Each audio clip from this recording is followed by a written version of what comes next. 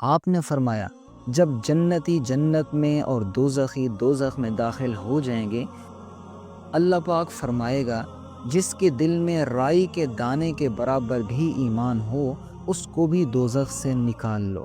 تب ایسے لوگ دوزخ سے نکال لیے جائیں گے اور وہ جل کر کوئلے کی طرح سیاہ ہو چکے ہوں گے، پھر زندگی کی نہر میں یا بارش کے پانی میں ڈالے جائیں گے۔ یہاں راوی کو شک ہو گیا ہے کہ اوپر کے راوی نے کون سا لفظ استعمال کیا۔ اس وقت وہ دانے کی طرح اگ آئیں گے جس طرح ندی کے کنارے دانے اگ آتے ہیں۔ کیا تم نے نہیں دیکھا کہ دانہ زردی مائل بیچ در بیچ نکلتا ہے؟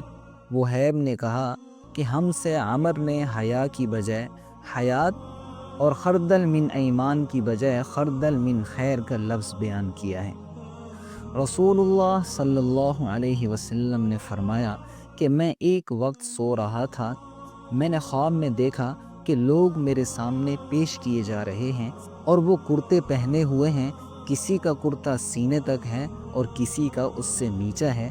پھر میرے سامنے عمر بن خطاب لائے گئے، ان کے بدن پر جو کرتا تھا اسے وہ گھسیٹ رہے تھے، یعنی ان کا کرتا زمین تک نیچا تھا۔